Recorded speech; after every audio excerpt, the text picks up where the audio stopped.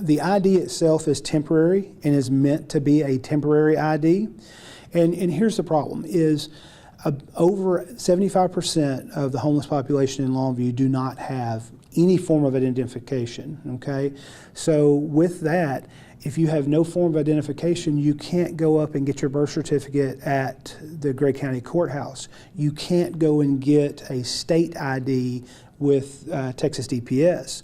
So what we have done is created the program, so therefore the county recognizes this ID as an ID issued by the city of Longview. And what they'll do is they'll take that ID and use that as a form of identification to give them their birth certificate. Then they're able to take their birth certificate and their ID, their city issued ID, to DPS office and to be able to get a permanent state ID. And it's really to help bridge that gap so that way they have the opportunity to go and get their permanent ID. And that's the point in the program, is this just helps them, allows them to get a permanent ID. We've also made and spoken with some of the local banks here in town. They're going to start accepting that ID so they can cash some checks and get some benefits.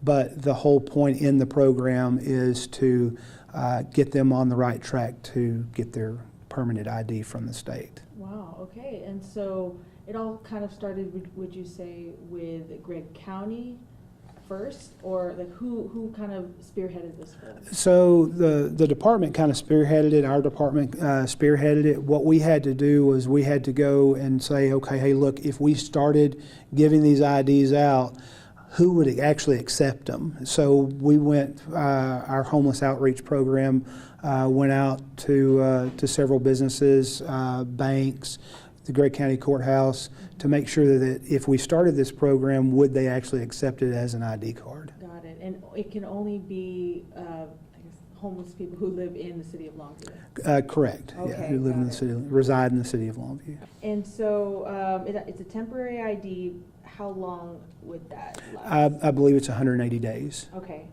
And how does one go about getting one from the police outreach services team? Okay, that's a perfect question. So reach out to one of our post officers, either Officer Birdsong or Officer Duncan, or if they do accept walk-ups, but they only accept walk-ups on 2 days of the week, and that's Monday and Tuesday between 8 a.m. and 10 a.m.